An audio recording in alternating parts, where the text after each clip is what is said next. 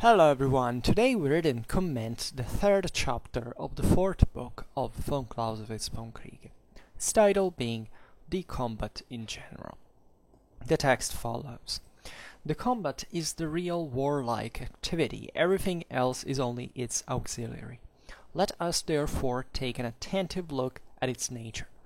Combat means fighting, and in this the destruction or conquest of the enemy is the object, and the enemy in the particular combat is the armed force which stands opposed to us. This is the simple idea.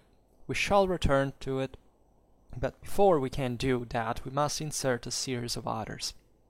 If we suppose the state and its military force as a unit, then the most natural idea is to imagine the war also as one great combat, and in the simple relations of savage nations it is also not much otherwise. But our wars are made up of a number of great and small simultaneous or consecutive combats, and this severance of the activity into so many separate actions is owing to the great multiplicity of the relations out of which war arises with us. In point of fact, the ultimate object of our wars, the political one, is not always quite a simple one, and even were it so, still the action is bound up with such a number of conditions and considerations to be taken into account, that the object can no longer be attained by one single great act, but only through a number of greater or smaller acts which are bound up into a whole. Each of these separate acts is therefore a part of a whole, and has consequently a special object by which it is bound to this whole. We have already said that every strategic act can be referred to the idea of a combat, because it is an employment of the military force, and at the root of that there always lies the idea of fighting. We may therefore reduce every military activity in the province of strategy to the unit of single combats, and occupy ourselves with the object of these only. We shall get acquainted with these special objects by degrees as we come to speak of the causes which produce them. Here we content ourselves with saying that every combat, great or small, has its own peculiar object in subordination to the main object.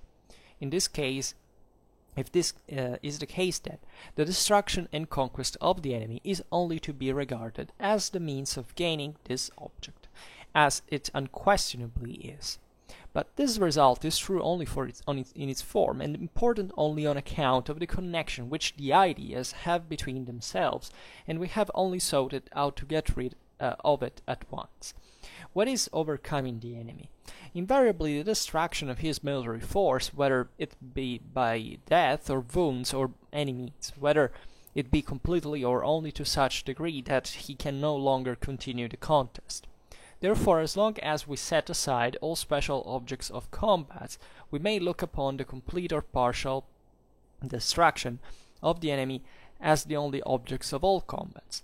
Now, we maintain that in the majority of cases, and especially in the great battles, the special object by which the battle is individualized and bound up with the great whole is only a weak modification of that general object, or an ancillary object bound up with it, important enough to individualize the battle, but always insignificant in comparison with that general object.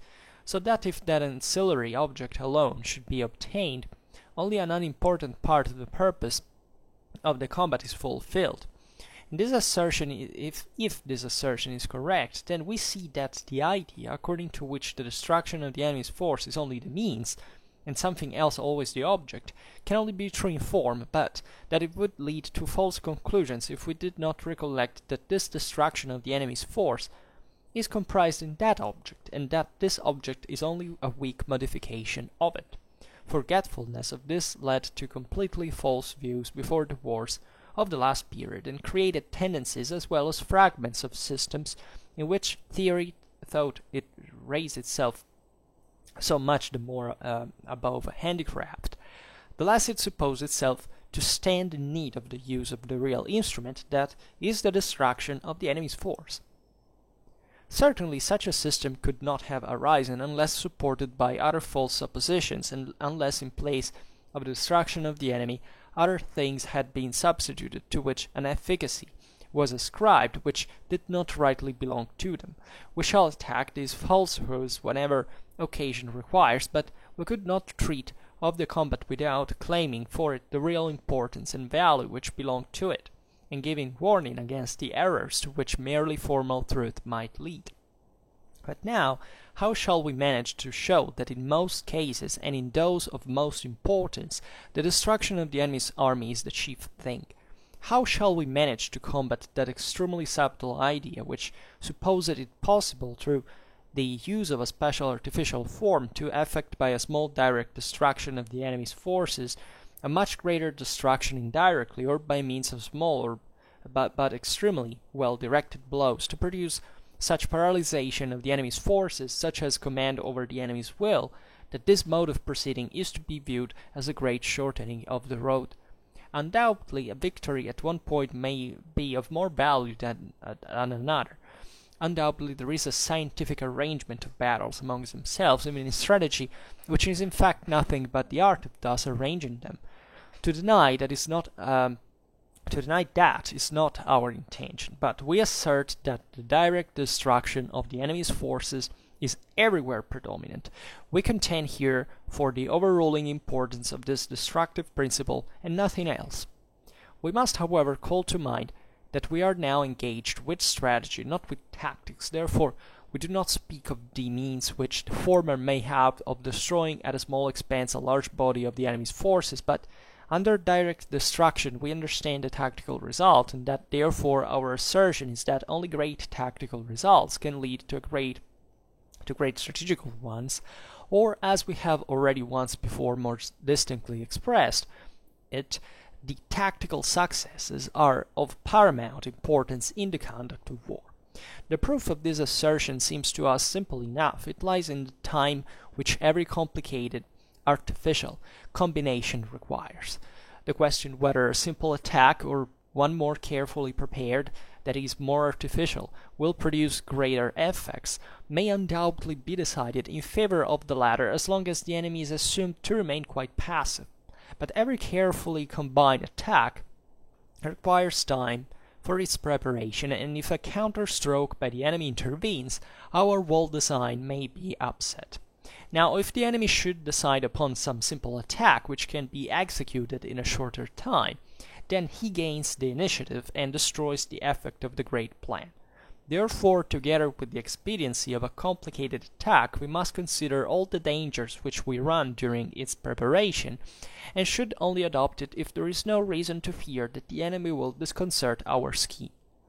Whenever this is the case, we must ourselves choose the simpler, that is, the quicker way, and lower our views in this sense as far as the character, the relations of the enemy, and other circumstances may render necessary. If we quit the weak impressions of abstract ideas and descend to the region of practical life, then it is evident that a bold, courageous, resolute enemy will not let us have time for wide-reaching, skillful combinations, and it is just against such a one we should require skill the most. By this, it appears to us that the advantage of simple and direct results over those that are complicated is conclusively shown. Our opinion is not on that account that the simple blow is the best, but that we must not lift the arm too far for the time given to strike, and that this condition will always lead more to direct conflict the more warlike our opponent is. Therefore, far from making it our aim to gain upon the enemy by complicated plans, we must rather seek to be beforehand with him by greater simplicity in our designs. If we seek for the lowest foundation of stones of these converse propositions, we find that in the one it is ability, in the other courage. Now, there is something very attractive in the notion that a moderate degree of courage joined to great ability will produce greater effects than moderate ability with great courage. But unless we suppose these elements in a disproportionate relation, not logical, we have no right to assign to ability disadvantage over courage in a field which is called danger, and which must be regarded as the true domain of courage. After this abstract view, we shall only add that experience, very far from leading to a different conclusion, is rather the sole cause which has impelled us in this direction and given rise to such reflections. Whoever reads history with a mind free from prejudice cannot fail to arrive at the conviction that all military virtues, energy in the conduct of operations has always contributed to the glory and success of arms. How we make good our principle of regarding the destruction of the enemy's force as the principal object, not only in the war as a whole, but also in each separate combat, and how that principle suits all the forms and conditions necessarily demanded by the relations out of which war springs, the sequel will show. For the present, all that we desire is to uphold its general importance, and with this result we return again to the combat. Kind of a longer video today, in which von Clausewitz fundamentally asserts or reasserts fundamentally more directly compared to to what he has done and up to this point. Actually, these are things he stated at the beginning of the Volkskrieg, but he never quite reapproached them up to in fact these more thorough analysis on combat proper. That is, first of all, fundamentally you cannot imagine a combat and just the strategy also that brings to it, that is directly connected to it, as having as major aim the destruction of the enemy forces. Right? Up to this point we have, especially in the first book, we have observed how, of course, this is a mean, right? Politics, we have defined the war fundamentally as an instrument of politics, right? And that's kind of the most quoted and echoed definition from the Volkskrieg. And conceptually speaking, we have split naturally the the two dimensions of politics and war from a conceptual point of view. This is important, right? We have observed them as if we were dealing essentially with the dynamics that they, albeit remaining always intertwined, can be distinguished in their own respective fields. But when it comes to practice, you realize that this intertwinement renders the reality as hard as you can imagine, because you can have a further, goal, politically speaking, whichever it is, but basically there is no way to employ violence, and the armed forces that have to deliver that without having as a primary aim what those same armed forces are created for, that is to destroy the enemy. So even in the strictly military field, for example, say strategy from the top, directing where the combat is, how the combat is going to be employed, you can have, what it's saying here is that it's a mistake fundamentally to consider that you can't turn around the problem of, say, getting past the main action or trying to deliver less force, ideally as a general principle, right? Remember when von Clausewitz starts, the Volkskrieg by saying, we can imagine that war, can have a humanitarian purpose that is in the way it's waged. Like let's try to kill less in combat because that maybe it's going to be helpful. Is actually going against the same humanitarian principle, because actually the better way to get over it is to deliver that blow at the point the enemy can move. So this exercise of violence will not delay more, right? Then eventually reality obliges us to fundamentally dilute it in time and space with all the forces that fight against us and that are just opposed to us, even just neutrally in the environment, but that we cannot reason, militarily speaking, by pretending that there is not something that is not aimed at the destruction of the enemy forces in practice, and as a reflection also in theory. So of course the object is distinguished from ideally from the action, because you want to bring that to the next step in which you will abandon violence, you will act politically. But the moment in which you are using violence, your goal in that regard is to destroy objectively the enemy in front of you. And there is no other way to put it. Like von Clausewitz here, it's pretty clear. You can't take him out in whatever means you want, right? Even here he doesn't go as far in explaining to us the most obvious thing, that is, if there was a less bloody and kind of more effective way to take enemies out, that humanity would have found out.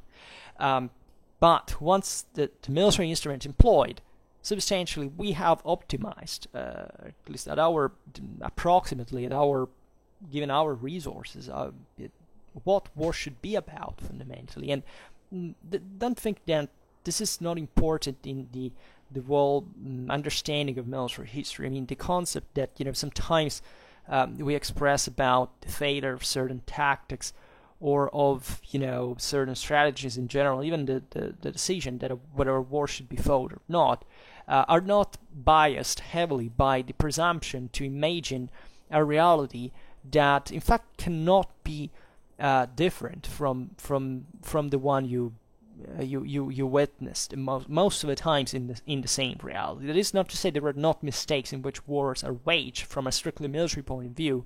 That is, maybe the political the political goal can fail at that level. But in terms of how wars are actually fought, so for what concerns the strictly military point of view, we fundamentally already fight in mechanically in I can say in the best way possible, but tendentially we optimize it on the basis of naturally of our limitations, once again, in times and space, and in all the problems that exist in war, just the thing about the fog of war, friction, and all this stuff. From the other side, von Clausewitz, so this chapter is a bit like split in two, but naturally the two aspects are connected, also stresses another very important point, that is how to properly accomplish the destruction of the enemy forces in combat. And he points at, even in here, at this more pragmatic and spot on realization about warfare that theoretically, if you could have all the time and means and room in the world to attack a passive enemy, well, there would be extremely effective ways to take him out, right? So he says that if there is a more complex plan that naturally requires more resources, but it's practical and that will give you the opportunity to wipe the enemy out in just one blow, well, that's a positive thing. You should be pursuing tendentially that direction. The problem is that the enemy is fighting back, is trying to do the same things,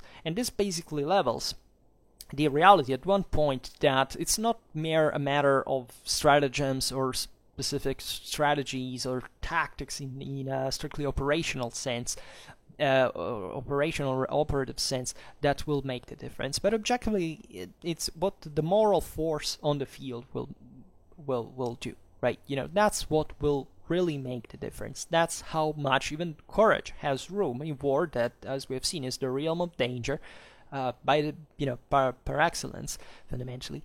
And therefore, von Clausewitz says, okay, yeah, you should try to fool the enemy if you can, to use stratagems, to be clever, right? Not to be just let's just strike against the enemy there, because that wouldn't do, right? There is a very complex tactical and especially strategical thinking in every war. But the point is that war will force itself to act more simply after all, and there is also this challenge of obtaining the greater aim at the greater object at by even acting more simply than your enemy, right? So to do something that after all preserves forces, so that you don't just waste all your energies to perform something overly complicated, because those same energies, resources, will be crucial maybe for another stage of the war that, as von Clausewitz has explained here, naturally are fragmented, right, in many different engagements, and therefore they're also even less predictable because they are the fruit of more complex systems. So the whole point is very well put. The chapter is a bit long, but now we comment it.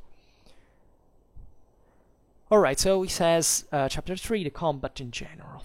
Right, and von Clausewitz writes, the combat is the real warlike activity. This is what we have seen also in the previous chapter, which von Clausewitz has reaffirmed, that naturally everything in war is properly about combat, right? Or that it already converges toward that direction, that if war was something absolute in an abstract world, it would have to exhaust itself in just one shot. But that naturally in our physical reality, this is impossible.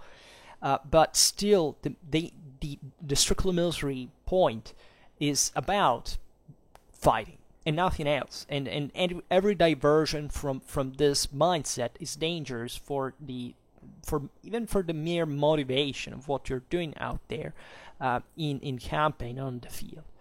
And in fact, he also writes, everything else is only its auxiliary, right? Everything else is just to help you getting there. Let us therefore take an attentive look at its nature of combat, right? So, and he writes, combat means fighting, and in this the destruction or conquest of the enemy is the object. And the enemy, in the particular combat, is the armed force which stands opposed to us. Remember that the objective of war is to fulfill the enemy to compel your enemy to fulfill your will, right? So you see there the conceptual separation we were talking about before. Obviously, the important thing here is essentially crushing the enemy's possibility to go on, the will to go on in any way, in many ways. But in practical reality, this means to just, it's not that you ask the enemy kindly to depose his armies unless he's done for. You have already defeated him. If he's on the field, it's because he counts on defeating you at the same time. And this symmetry, if you want, is crucial in the world warfare, right? Because that wouldn't take place otherwise, and this is how wars begin and finish, after all, and why the military action in suspense is reduced, and politics take over once again, right? As we've seen in the first book. So combat is fighting. There's no other way to put it like that. We wish that war was just about deterrence, right? But it's not the point, right? Because deterrence is also properly something that is not there when war is waged. So it's a tool of politics. It's a threat, of course, of the employment of violence. But what about when violence is needed? That is when a war breaks out, right? The whole thing is about fighting, right? Otherwise, you wouldn't start at war. And here we're not talking about, in fact, declarations of war. Here we're talking properly about the fact of, whichever armed force sent there to destroy someone else, some other armed force, right? Always regarding this vision that the armed forces in this regard are to be understood fluidly. That is, even a civilian that freaks out and throws a rock against an occupation force is war, namely, because in the Clausewitzian theory, that's the point. There is not much room for formality. There is a very absolute level of, that's violence, that equates to war and to fighting. That's all one thing. And that's properly what war is. And the rest is sophistry, right? Unfortunately, in our world, the reverse is taken, as if that wasn't war, and that people get convinced about that and need to make strange indirect flights to convince you otherwise, also for political reasons most of the time, while wars take place, and they happen constantly. And in this regard, it seems to me always that in popular culture the main attitude is, has someone declared war yet? No, okay, cool. Instead, in the meanwhile, war breaks out, people fight each other, and we don't even care, because we have been somewhat habituated to the idea that there is something official, something formal, and something that doesn't really count. Whereas reality takes place by various degrees of intensity in the same exact ways, and declarations of war are basically insignificant by themselves. It's what is actually done violently that truly matters, in whichever way, under whichever vest or formality is framed.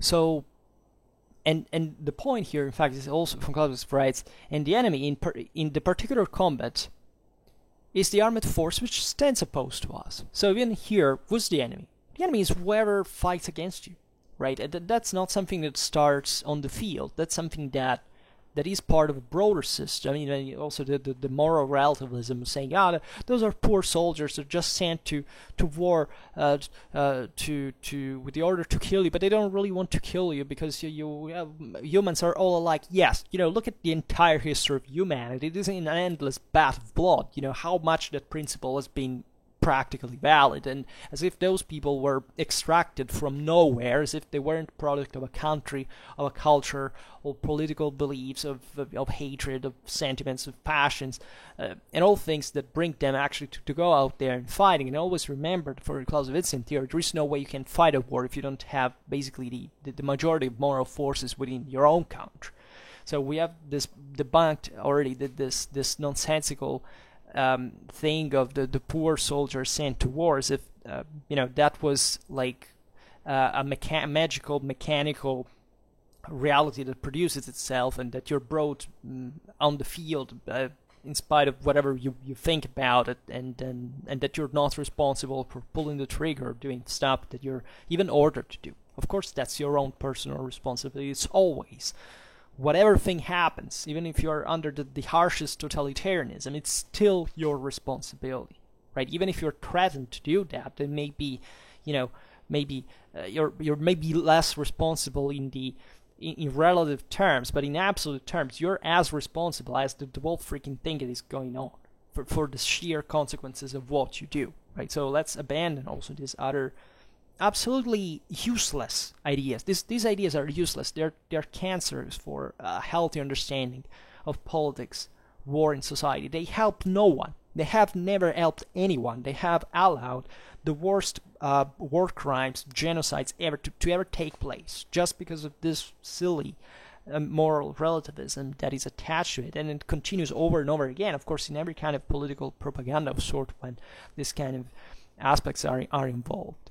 But aside from this, von Clausewitz goes on and says that this is the simple idea, right? We have outlined here.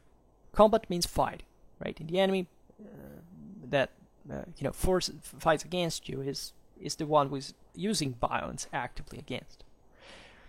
And this is the simple idea. We shall return to it, but before we can do what that we must insert a series of others. If we suppose the state and its military force as a unit, then the most natural idea is to imagine the war also as one great combat, and in the simple relations of savage nations it is also not much otherwise. True, right? Remember, at the beginning of Von Krieg, the definition he gives is war is just the duel on large scale. And technically speaking, it is true. And he says, in the most primitive cultures, fundamentally, this is not very far from the truth. Remember, ideally, heroic warfare even never actually existed, historically speaking. But the idea is that individually, the head of the tribe is he who leads the army, fights on the field, decides everything for the tribe. So you have the closest scale in which you can observe more directly these events. Naturally, the things in our more advanced world are more complex, right? In fact, von Clausewitz writes, but our wars are made up of a number of great and small simultaneous or consecutive combats, and this severance of the activity in so many separate actions is owing to the great multiplicity of the relations out of which war arises with us, right? So the more complex the society, the more war gets fragmented in relative terms, right? Because it's obvious that the force unleashed in a hunter-gatherers clash is even if it brings to the annihilation of maybe an entire tribe, is radically inferior to any kind of firearm engagement you can't think by the sheer magnitude of power involved in some way. But that's what it's enough for them, right? And naturally, even in tribal combat, warfare is fragmented in smaller fights, right? Truly, only a duel, it contains the whole thing, politics, society, and war in a single person, right? As long as you're already in two people, that is different. But here, naturally, that's the asymptotic perspective von Clausewitz uses, and we don't have to mind that after all. And he's just telling us that in our world things are very more complex than that, and therefore they require a much greater deal of studying, of just planning. Think about the organization of our militaries. I mean, something that is naturally way more complex than it's ever been in the past up to now. And this changes a lot of things on how we have to stay very, be very careful, because our brains are objectively not shaped to dominate such great systems, right? Or even how to understand particularly complex numbers. But this is why we need a pattern of interpretation that fundamentally approximates for good this entirety and makes us, go straight towards the point, right? And that's what the Wolframkrieg fundamentally is about. And for the rest, it's all very intuitive, because it's not that there is another stage. There's not a different quality of warfare. Warfare, as we have seen, is always the same in every form, right? It's just that it happens in different ways, materially, right? It changes on that level, but it doesn't change qualitatively speaking. Von Clausewitz writes, we have already said that every strategic act can be referred to the idea of a combat, because it is an employment of the military force, and at the root of that there always lies the ideas of fighting. Right? Strategy is concerned with the employment of the armed forces for combat. That's fundamentally it. There couldn't be tactics without strategy and strategy without tactics, because everything revolves around combat in the end. Right? It's not a ballet of armed forces running around and never touching. They have to clash at some point. They have to rip each other's guts, literally, at some point. So if that doesn't happen, not even war properly happens. Right? And that's, I don't know, the difference between a military exercise close to enemy country, a hostile country, that differently from the operations for an invasion of that country at the border, right? That's the same. That's where the discriminant lays. And von Clausewitz writes, we may therefore reduce every military activity in the province of strategy to the unit of single combats, and occupy ourselves with the object of these only. We shall get acquainted with these special objects by degrees as we come to speak of the causes which produce them.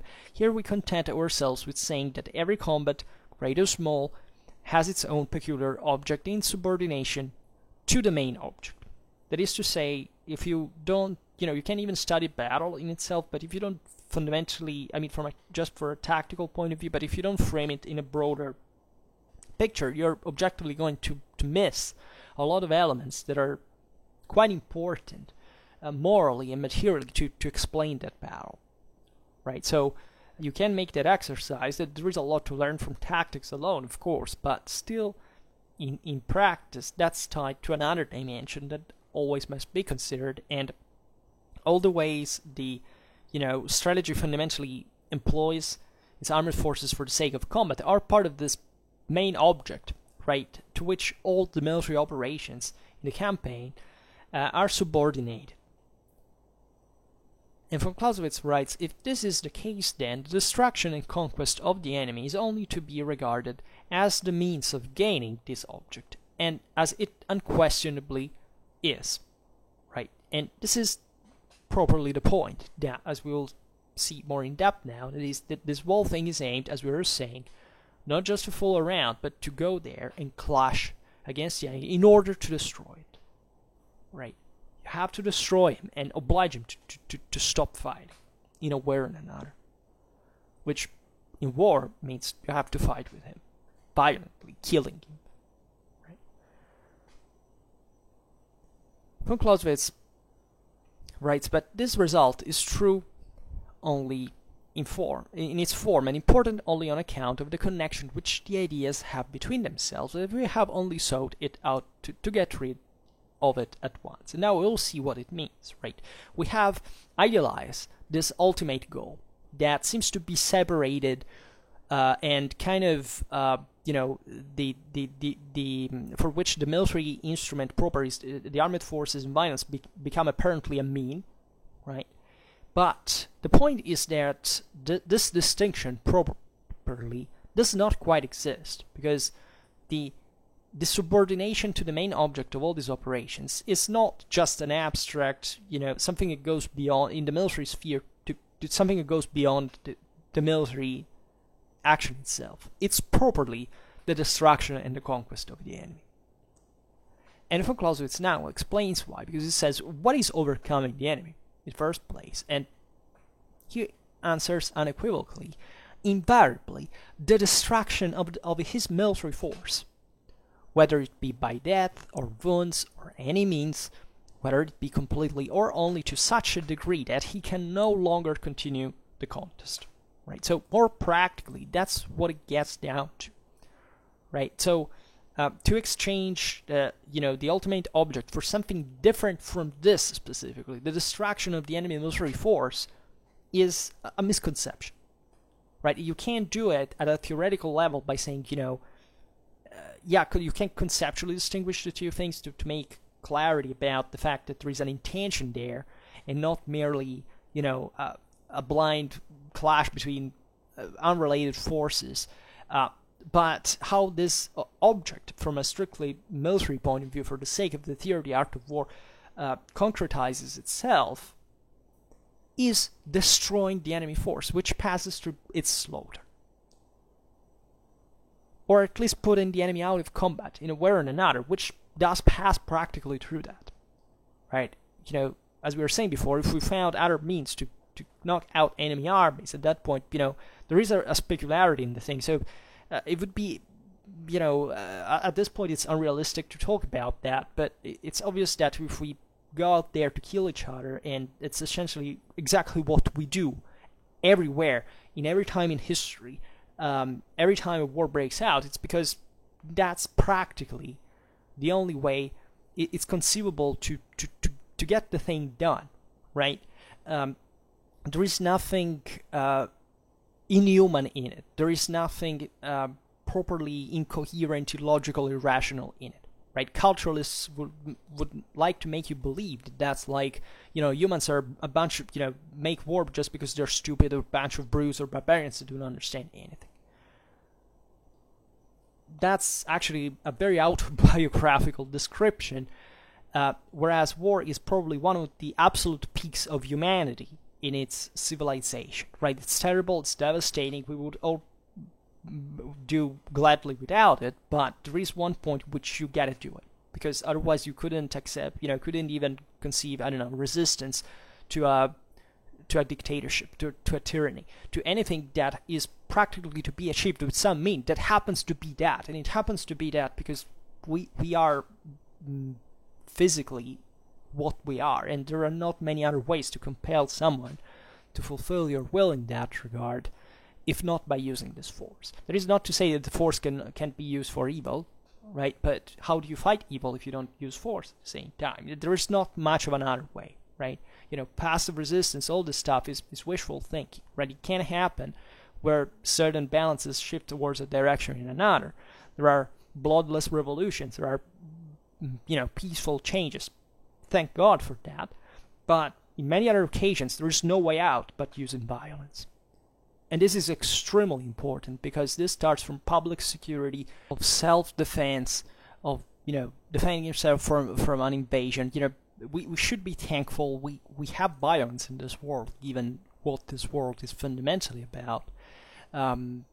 There is an enormous series of implications that start from this specifically, but the point is, what is that we shouldn't exactly acknowledge about the reality that there is conflict and people clash. We clash for even the silliest things, but some are very important in the sense that, if you do a wrong to me and I can't make you stop, but sometimes I have to take action in some way, if I can. Always if I can. And, that's a pretty civilized idea, right? There is nothing wrong about it, and it's actually extremely important to assess the potential that we have, of the means that we have at our disposal. Excluding violence is just pure ideologism. It doesn't serve any rational, practical, civil, reasonable purpose by any standard. Historically, politically, civically, anthropologically, biologically, nothing, right? And von Clausewitz concludes, crudely, but honestly and truthfully, therefore, as long as we set aside all special objects of combat, we may look upon the complete or partial destruction of the enemy as the only object of all combats, which is, I would say, as self-evident fundamentally. But as always, that's an advice I always give when you think of this Clausewitzian concept. Always reduce that to, in fact, to individual combats, right? To duels, to quarrels even, right? They don't even have necessarily to escalate in violence, because, how do you count violence always? It's not merely a physical thing, but just think of any argument you've ever had and think of what that's fundamentally about. and then just think of multiplying it on a larger scale. There is no difference between war and duels. There's not, right? Not by scale. And von Clausewitz writes, now we maintain that in the majority of cases, and especially in great battles, the special object by which the battle is individualized and bound up with the great whole is only a weak modification of that general object, or an ancillary object bound up with it, important enough to individualize the battle, but always insignificant in comparison with that general object. So that if that ancillary object alone should be obtained, only an unimportant part of the purpose of the combat is fulfilled. Von Clausewitz says the greater the battle, right, the greater, the more direct, the more evident, the more concrete, the more clear is this object. Right, smaller combats can be weirder in many ways. Smaller meant not in scale of, in absolute scale, but in relative scale to the greater combat.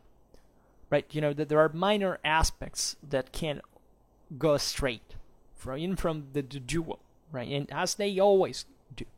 But the central clash is to be about destroying the enemy, right? There is no other diversion from that, right? And it's wrong to think you can make it divert from that if you even want to hope to win.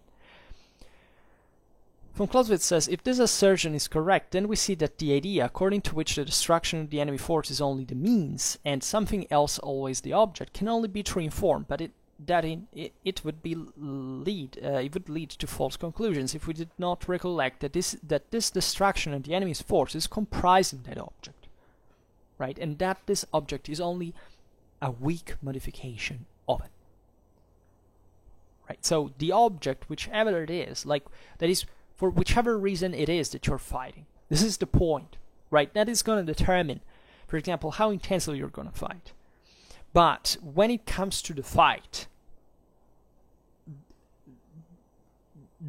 has its own logic, and that logic is destroying the enemy.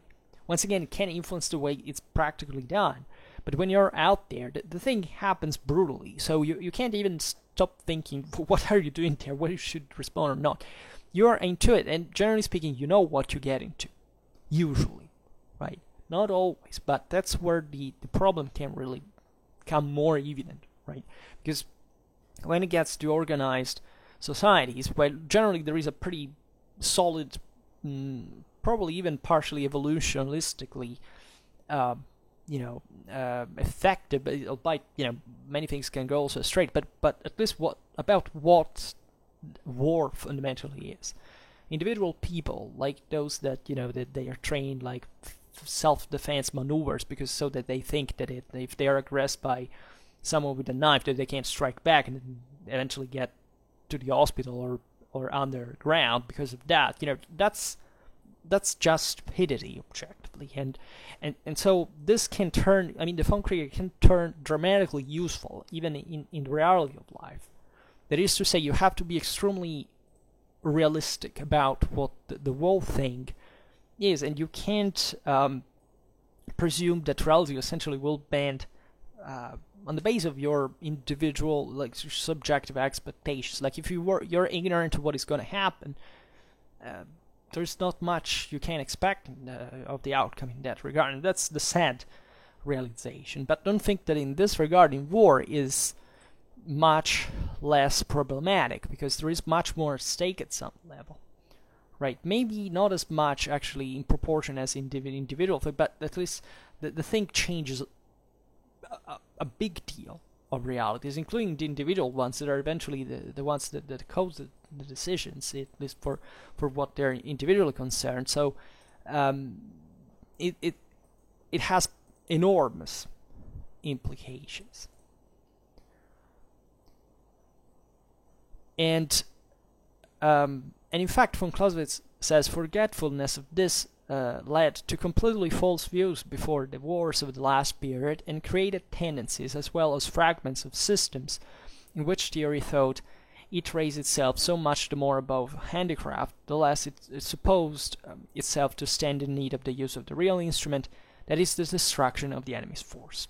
Right, and this is a criticism to the principle of internal lines, or this passion for maneuvering for the sake of itself. Let's say all these ideas that were maturing without taking into consideration what at the end of the thing that the whole thing of war is, right?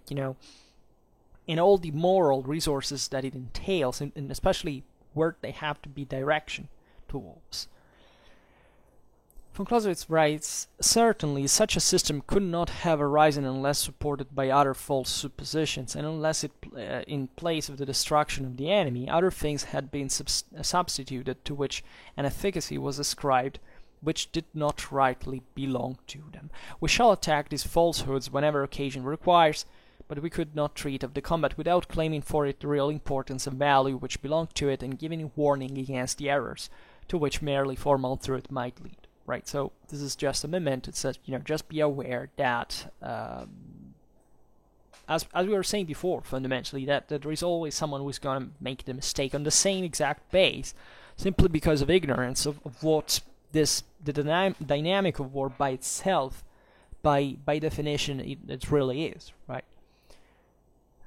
And von Clausewitz writes, but now how shall we manage to show that in most cases, in those of most importance, the destruction of the enemy's army is the chief thing? Right, so we have to demonstrate in a way. How shall we manage to combat that extremely subtle idea which supposes it possible through the use of a special artificial form to effect by a small direct destruction of the enemy's forces a much greater destruction indirectly, or by means of small but extremely well-directed blows to produce such paralyzation of the enemy's forces, such a command over the enemy's will, that this mode of proceeding is to be viewed as too great a shortening of the road. And frankly, by having studied the von Kriege up to this point, I think any of us could easily answer to this. Like, we've already seen it in basically almost every in every chapter. Like, the idea is that there is a complication that arises from the sheer attrition and friction and complexity of the system and instability of it. The larger the combat is, the larger the forces involved are, that do not leave much room in relative terms for this kind of diversions that up to that point are a big deal already if we address them, like, if we can dispose of them in the first place in front of the enemy onslaught. And considering that the greater the engagement is, and the more it is at stake, and the more we're freaking out. Like, the thing is the more it's important for us overall, and the more this moral burden increases dramatically, right? So, but there is another, there are many ways of doing it. So von Clausewitz now addresses them. And he writes, undoubtedly a victory at one point may be of more value than at another. Right? This is a first realization. That is to say, given that, as we have seen, the war effort dilutes itself into reality, not always. Let's say the same amount of armed forces involved are going to produce, like, in a combat, the same outcome, first of all, but also were that the same, still in different strategical contexts, they could have more or less importance, right? We have seen, for example, how more dramatically difficult it is to perform a maneuver in face of the enemy, even under the threat of it, without actually entering contact with him and doing it just I don't know, just even maybe not even in peacetime, but with the enemy just more far away. It's technically, theoretically the same thing, made the same place, the same marches, say that, but still the enemy puts an enormous pressure in this regard, and the outcome eventually of those maneuvers can be very different for how the war is going to proceed after all. And also, von Clausewitz writes, undoubtedly, there is a scientific arrangement of battles amongst themselves, even in strategy, which is, in fact, nothing but the art of thus arranging them. That is, the strategic education is aimed exactly at this. That is to say, we have all these options opened, and which path do we take, and how do we, especially when the thing is started, and you can't basically call it off. In many ways, you have essentially a very complicated puzzle to solve, and what you should do with that unit and there, and what with this one here, and how does the outcome of combat all influence the further the decisions. So there is obviously an important difference in the way we act at every level, operationally speaking, what kind of tactics we decide to employ in combat, no doubt. And in fact, von Clausewitz says, to deny that is not our intention, but we assert that direct destruction of the enemy's forces is everywhere predominant. We contend here for the overruling importance of this destructive principle and nothing else. That is to say, yes, you have many options, right? And these options can be naturally better or less calibrated in many ways, but still, the dominating thing of this whole interaction is to destroy the enemy forces. So no doubt that there can be campaigns and battles that are fought in some of the most sophisticated ways, right? And others that, after all, are pretty simple. But nevertheless, the main goal is always the same, right? And the genius can arise there if there is enough room to obtain a better, a better result, right? For whichever contingency that presents itself. But the point is that the larger the company is going to be, and therefore the most important the whole outcome is going to be in turn, the more the possibilities of achieving this are lacking in a way. That is, you should be direct, not dumbing the thing down to simplicity for its own sake. Like, simplicity is actually a principle, a classical principle of warfare, and it's quite important. But it has to be subordinated to the main goal of destroying the enemy. That is, you have to find what works better, right? And what you can practically do in this regard, and that's all what matters. So you don't have by default have a preset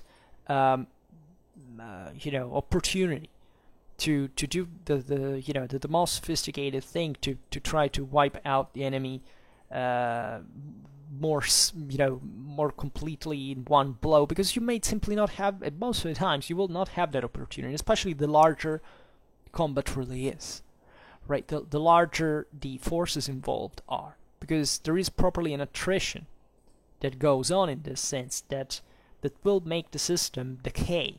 In a way, at some point you will lose fundamentally control by various degrees. And von Clausewitz writes,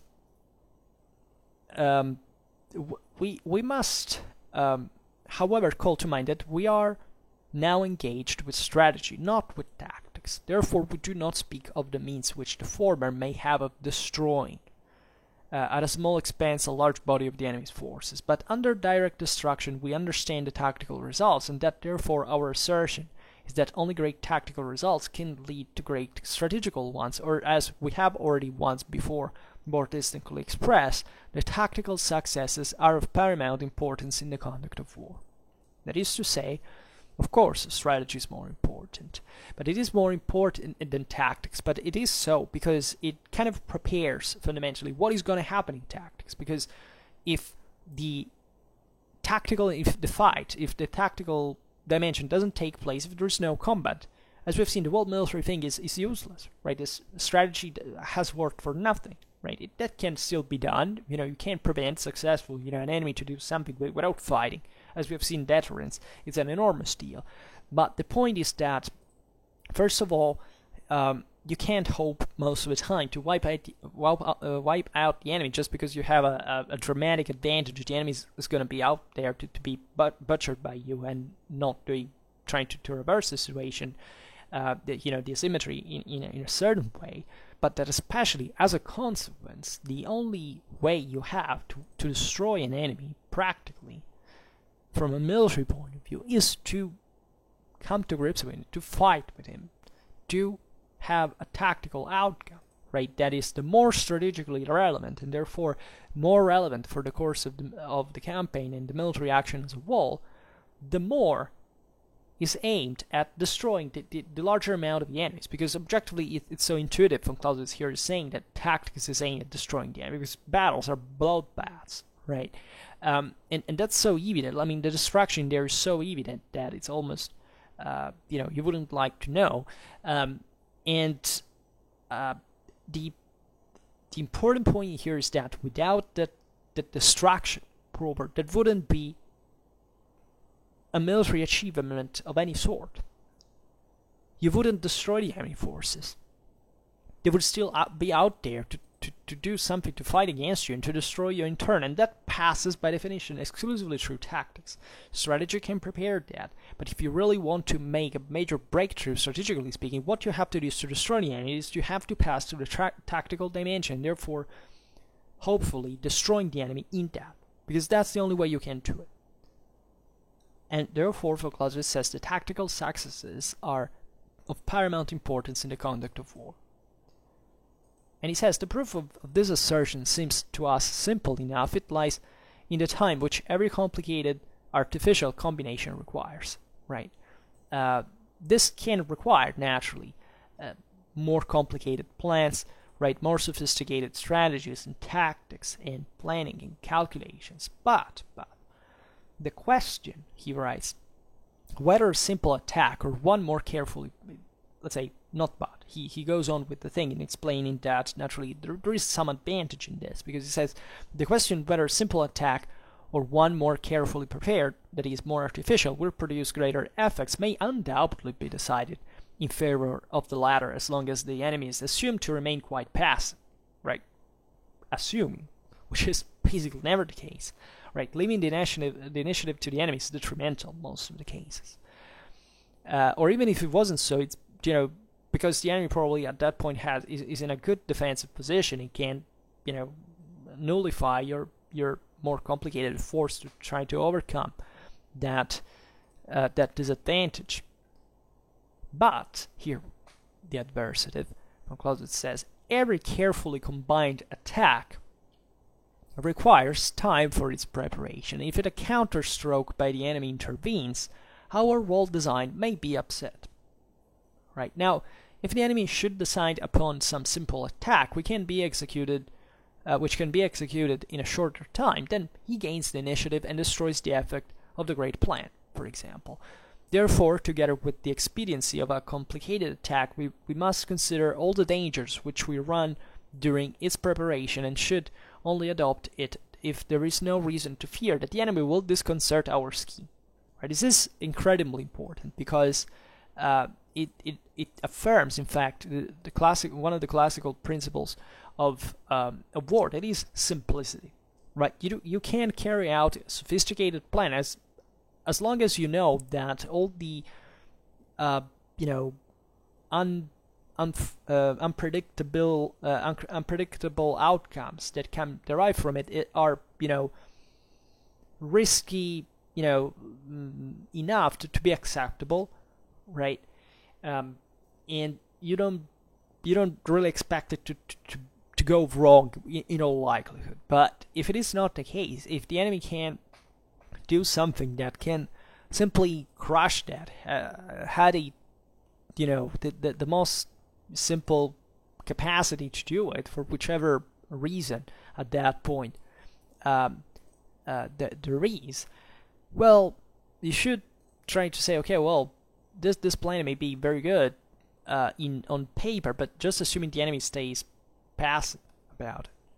And most likely at that point, if it is not, it's useless for you to follow that plan, because it can be easily disrupted, and the success depends exactly from that complication not to be altered while the plan is carried out. So very complicated plans are usually, they can be they're not necessarily proof of a particular intelligence, right? Very often, the most effective, the most genial way, or simply the most normal, because also in warfare these things happen regularly, is to acknowledge the that the simplicity most of the times is what gets the thing done. Right? That is not to say that, as we have explained, this happens mostly the larger the engagement is. Right? This is very important to stress. And we have also explained why this is the case. Because the whole thing is more complex to manage. Even something simple can actually turn out to very differently in the way we had expected it. And therefore, but the underlying concept here that is very important, that von Clausewitz has stressed enough, is that what we call simplicity is fundamentally a more direct way of going out there and destroy the enemy. Like, what's more simple than, if you really have the force, the confidence of doing, to go out there and smash the enemy frontally? Like, we don't stress here to think that it has happened that way, but how it mostly happens, right? That is what you should be looking for.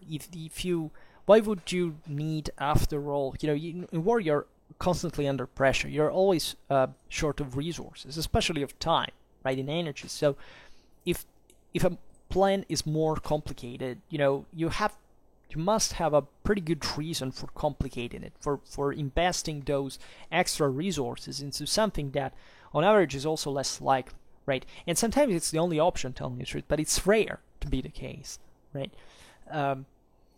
And as we will see now, it's really, get it down to the dual thing. What is easier? Right, to try to turn around the guy, to strike him, to do whatever. It's obvious that if you have the force, go there, smash. The best thing you can do, like even in terms of the economy of combat, of the fact that the enemy doesn't have the time to realize the thing, or to get less, to think about it. Go there, smash, boom, like that, and those are, in fact, most of the times, when you find that the people were apt to that, that's mostly how it works. It's not about overcomplicated sophistications or overcomplicated technique. It's about having an enormous deal of determination, of capacity in the essentials, and of force. That is it, right? That's what wins things in the real world. Right, it's not the hyper sophistication of it. And in fact, von Clausewitz himself writes, whenever this is the case, we must ourselves choose the simpler, that is, quicker way, and lower our views in this sense as far as the character, the relations of the enemy, and the other circumstances may render necessary. If we quit the weak impressions of abstract ideas and descend to the region of practical life, then it is evident that a bold, courageous, resolute enemy will not let us have time for wide-reaching, skillful combinations, and it is just against such a one we should require skill the most. This is what we just said, right? The thing that works best most of the times is the simplest, right? And von Clausewitz writes, by this it appears to us that the advantage of simple and direct results over those that are complicated is conclusively shown.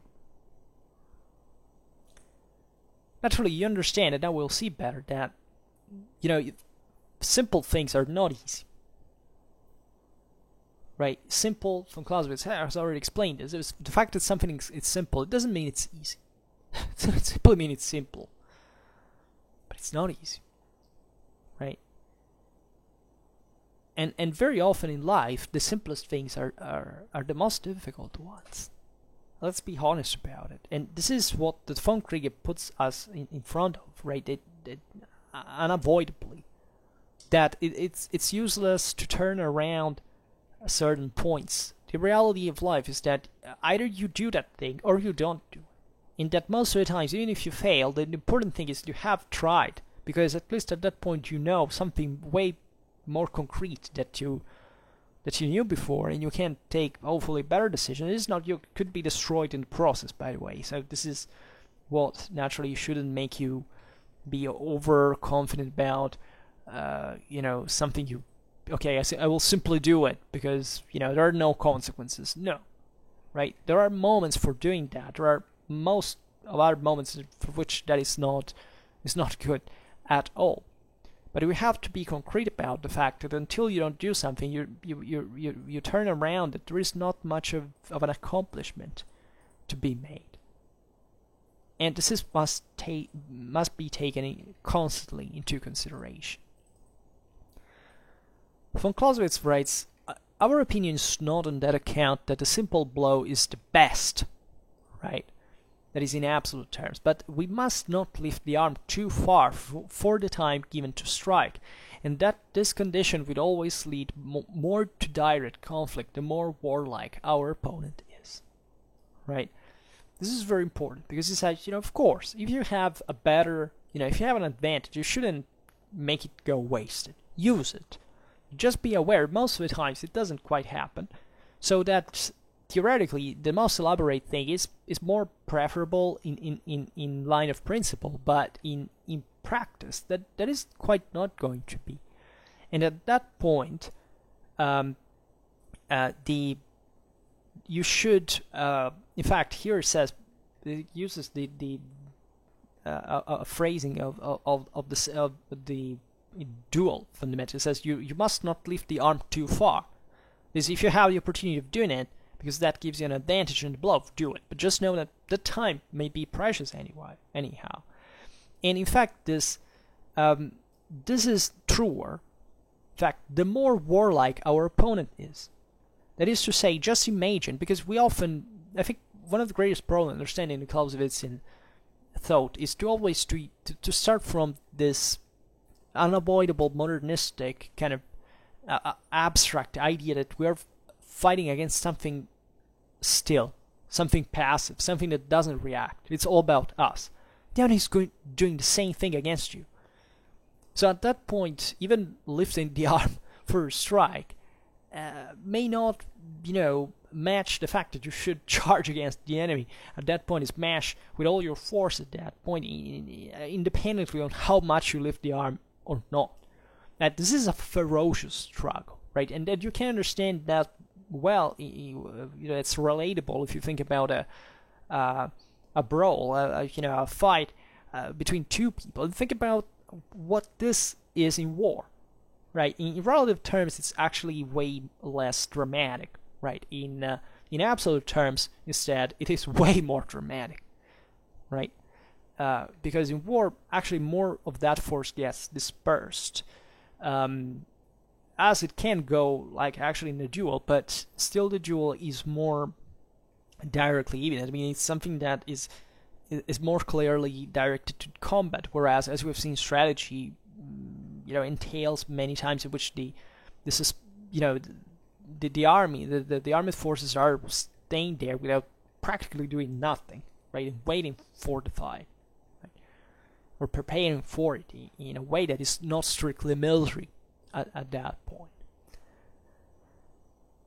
And von Clausewitz says, therefore, far from making it our aim to gain upon the enemy by complicated plans, we must rather seek to be beforehand with him by greater simplicity in our designs. So that the simplicity in that regard can even become what will make the difference, after all, between in the outcome of the thing. That is to say, yes, try to be original in some way.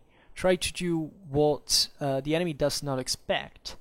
But just also be aware in that regard that you can outsmart him by doing something more, something more effective, by actually preserving maybe your forces and still, concentrating them all in what really will make the difference. That is most of the times this direct clash. So von Clausewitz writes, if we seek for the lowest foundation stones of these converse proportions, we find that in the one it is ability, in the other courage. Now, There is something very attractive in the notion that a moderate degree of courage joined to great ability will produce greater effects than moderate ability with a great courage, right? The same, even if the people that don't even make physical exercise that pretend to learn a few martial arts moves to counter, a criminal that has a knife or a pistol that wants to rob them in the street and then end up stabbed or gunned down because having attempted to resist. Right, the same identical point, right? Courage here is yet another thing, because I'm making the thing of the person that is not very fit to actually stress that even the physicality of the force in general is an enormous deal, right, in combat. But that physicality also derives from what is pushing you to use it, right? So there is a great determination in someone that is capable of accomplishing something, like even aggressing you, that you shouldn't be underestimate while you're fighting against these people. The best thing you can do in that situation is run away if you can, right? Fight only if you're trapped, right? And that's where you have really to fight. But otherwise, someone shows up in front of you with a knife, run as fast as you can, right? There is no point in here. Like, your life is too precious.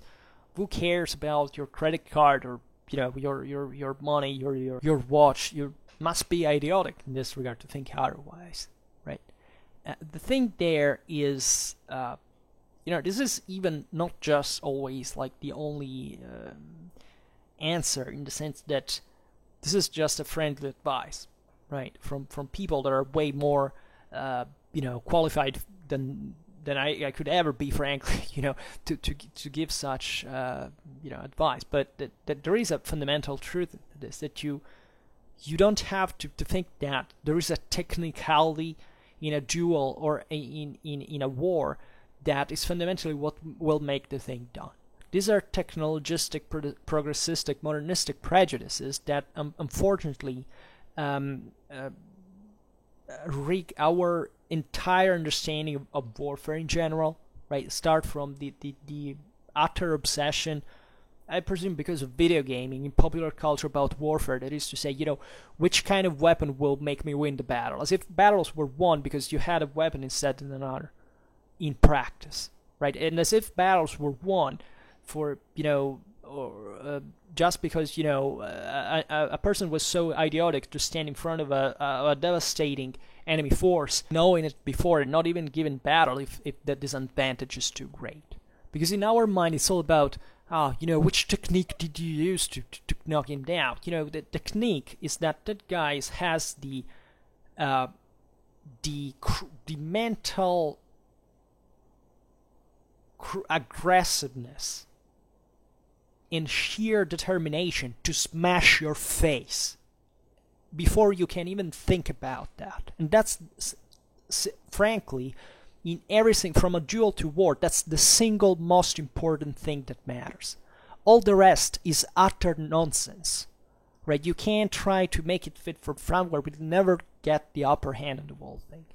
It will never get the upper hand. Always remember this. By definition, war is primarily a clash between moral forces. And getting obsessed, even just in a military historical sense, of which kind of weapon you used, is a declaration of illiteracy in every military aspect you can ever imagine. And that's the thing that we perpetrate over and over again, because the level of intellectual development is that low and restricted and narrow and mercilessly discouraging at every level of our society at this point, as it probably always been in a way, but that probably now in relative terms is growing dramatically, is running dramatically high, for simply because we live in a society that is way too complicated that we normally can cope with as individuals, right? And it's a serious problem.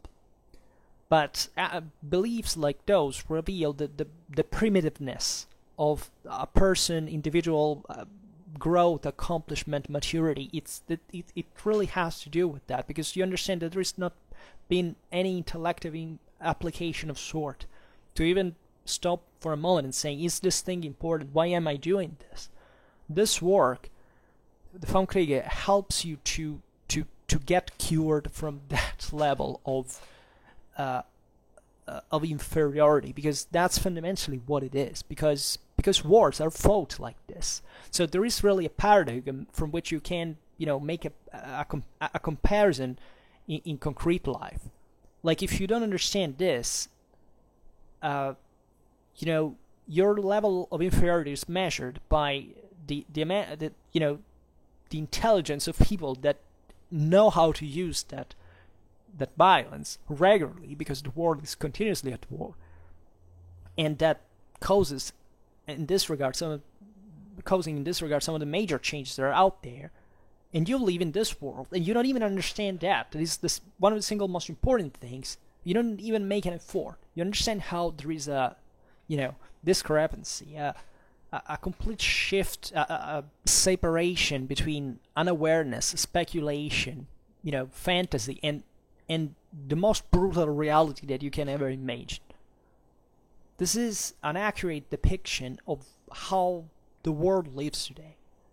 It has always lived, but today in an increased fashion. At least in my opinion, I think these things are coming up now. Like, there is a clear understanding now that our societies are growing way more complex than we can manage individually. And this is an enormous problem at every level of our society. Will be, like, in the next century, I presume it will become one of the major central fields of research and of investment, because that's how the world will be controlled in the future, will be ruled in the future, at least, and it's very important to start from now to be aware of that, because what happens even today, it is aimed at that direction. There is a level of control of society that's never been achieved before, right?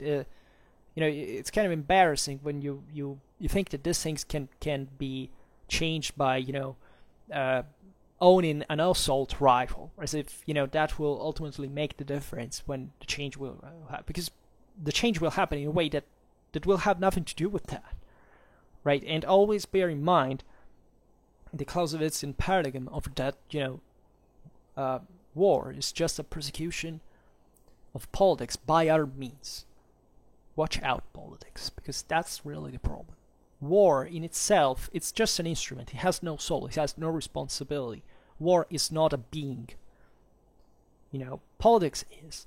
Because politics is actively using war, as it's using many other things that are ever more devastating than war most of the times, at least in by sheer size of casualties at every level of society. And we are so obsessed with this, trauma that we have apparently as a culture towards war, that we can't even recollect about the most elementary aspects of it and realize what connection and implication exists in this regard between politics and war.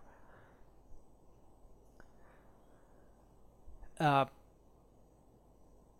Clausewitz writes, but so he pointed out how seducing it is, the idea that you can win just by ability, right? Just by intelligence. That's also a double-edged sword. You have to be very intelligent to win a war, but you can't be just intelligent to win a war.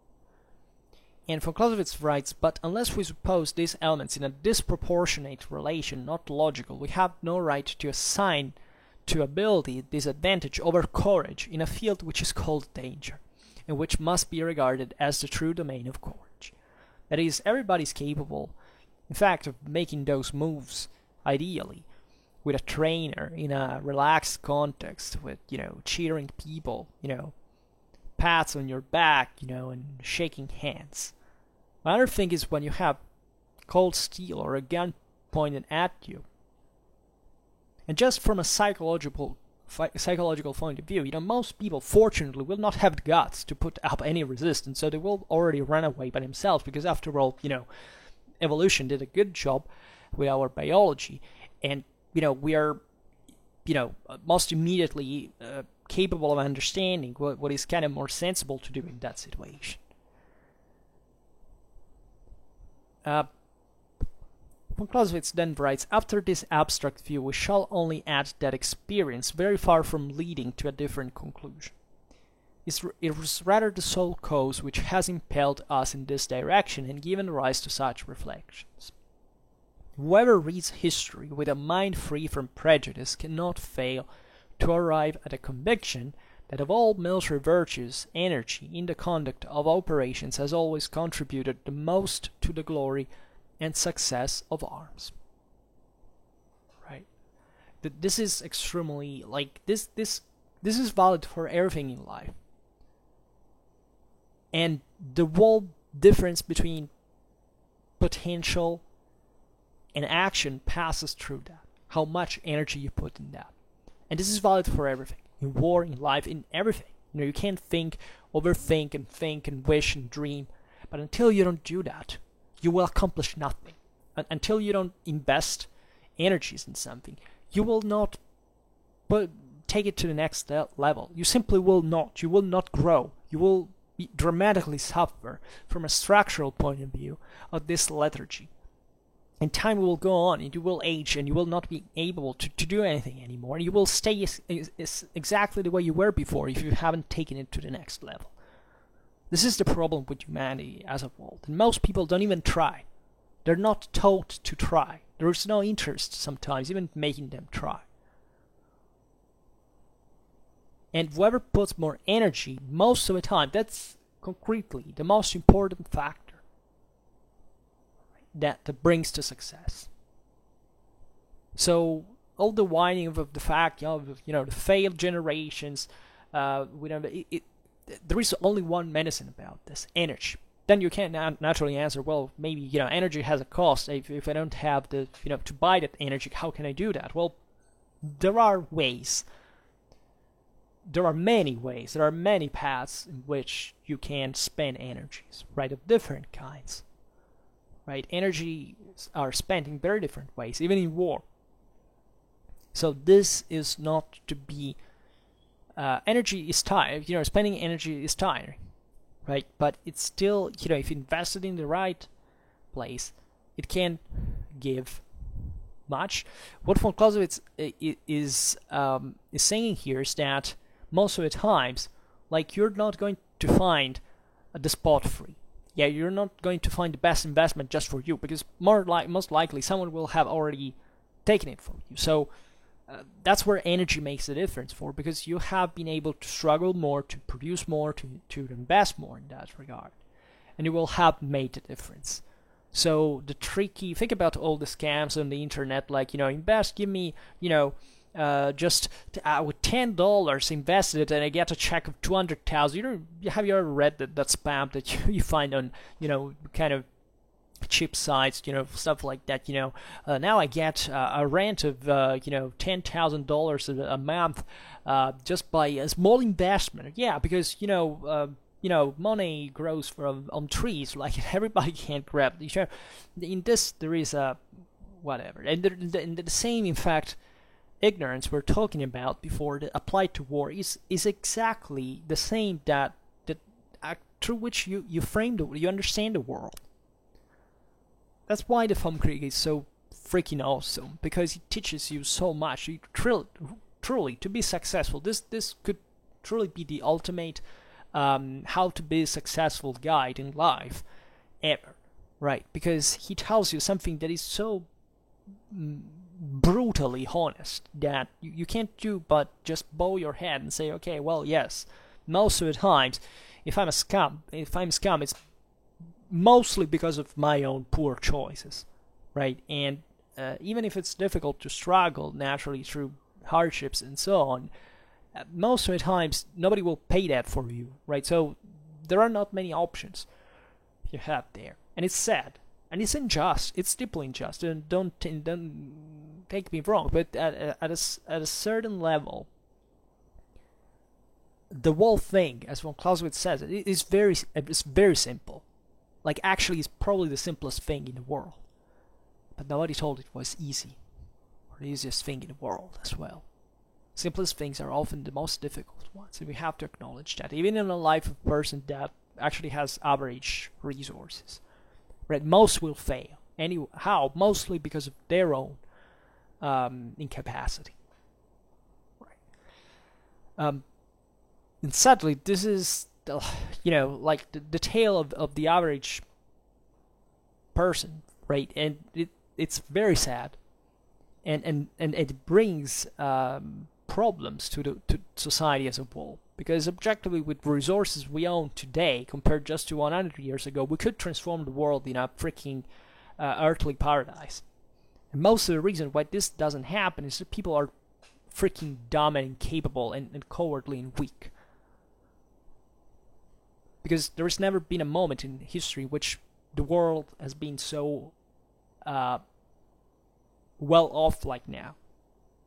Like especially the 2010s have been, the greatest decade in the world in absolute terms for increase of wealth, health, education, civil rights ever in the whole history of humanity, by a sheer magnitude that just before, a few generations before was even unthinkable, right? So what are we talking about? I mean, it's not, once again, this is easy to do, but still I think we underperformed quite badly after all.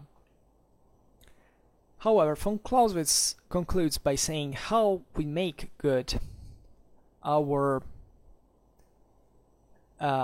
principle regarding the destruction of the enemy's force is the principal object not only in the war as a whole, but also in each separate combat, and how that principle suits all the forms and conditions necessarily demanded by the retaliations out of which war springs, the sequel will show.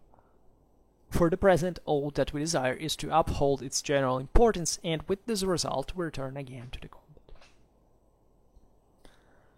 Right, so I think the meaning of this chapter is, we resumed at the beginning, but has really about it's really about the realization that if you're struggling in something, you have to go for solving that problem in the most direct way, and there are no other ways. And take it from someone that fought the entire Napoleonic wars of coalitions against even not random odds, but actually enemies that wanted to kill him, right? And his own country on a major scale, and they even did, right? So, I mean, at least concerning the country, von Clausewitz also died in war, by the way, but the point here is that there is no other way to win a war by destroying the enemy. Is that so difficult to understand? Like, I think it's actually pretty honest. Like, what do you want from a war, right? But as we were saying before, don't think that this is so easy to acknowledge in our culture. Don't think it's so easy. It's something that you can't even actually discuss without apologizing. For example, after World War II, I mean, World War II should be celebrated as the triumph of righteous violence over evil violence, wicked violence. Instead, we do not do this. We always say, but violence is bad. And that's where we have gotten all mistaken, because that we had the possibility of reshaping a world after the disaster of World War II by giving the right principle of saying once for all, look at what how resistance, how violence is important when used in the same place. Instead, we have reverse within ourselves, and I'll tell you, this happened largely actually even in part because of the failure, because we haven't actually wiped out that evil and that weak fully, right? We're not talking about humanity in general, because that obviously, we are faulty and sinful in the first place, but it's really a problem of political culture. Do you think that, that even, that we have learned that lesson? I don't want to go political, because there would be a lot to talk about how much, certain ideologies actually survived after World War II. Let's leave aside the axis that, aside from the North, consider that Japan and Italy didn't have a Nuremberg process. and that in Germany itself, up to the 1950s, the 1950s, after all, people were still favorable about the idea of Hitler, even if their country had been razed to the ground. So just think about the resilience of idiocy at that level. But from the other side, we had something called communism that is actually even legal still today, and that's an enormous deal, right? How can you live in a world that by half has no democratic culture of sort, has no historical knowledge of sort, has no morality of sort, that insists on a mere intellective deficiency of sheer literacy of autoimmune disease that those ideologies fundamentally are, and to have a talk in 2020 about how we can have a positive future without dealing with that problem.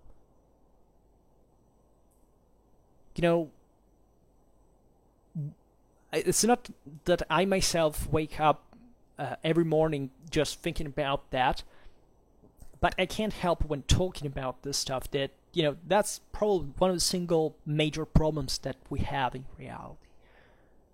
In the reality that truly matters, right, as a species and on this world, and that's a huge deal that we can't afford to relativize, and nobody talks about this on the news, nobody cares about truly at a mass level, and we have truly an enormous difficulty to even focus on this while the world goes on, exactly moved by sometimes these crazies that are out there living within us even sometimes.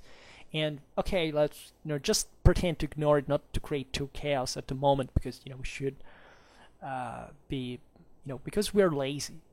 Von Clausewitz had there is friction in here that is embarrassing in a level of laziness and suspension of action that is purely immoral, because it's irresponsible and it brings to certain catastrophe. But anyhow, these are my moralistic. They're not moralistic. I think they're kind of objective, but they're still rants, right? And I realize that I don't even know how much follows this, because I see it. It's utterly disappointing to see that. Now, fortunately, at least from one side, I get hundreds of views every single video I make about history. But every time I make a video on von Clausewitz, if anything, I get a few tens of views if I'm lucky. That is to say, people don't give an utter damn about this stuff. And this is exactly the problem we're facing today, right? Acknowledging that we have lost the plot, the moral orientation, the curiosity, we have given up intelligence. That's how I see it. But in any case, I would say even more, we have given up courage. I'm realizing it through the von Kriege now. It's because mostly it's become an exercise of intelligence. I mean, I think intelligence would suffice to change the thing, right? But it's really, I think, really, von Clausewitz is right. It's really about courage. It's really about being cowards and weak, and not having the courage to acknowledge we have a problem as a civilization. We're not doing nothing about this. But anyhow, for now, I just hope that you enjoyed this video. If you did, please share it. Otherwise, leave a like or subscribe to my channel if you're interested in my upcoming contents. And for now, I thank you heartily for listening to me. I wish you a nice time and see you next time. Bye.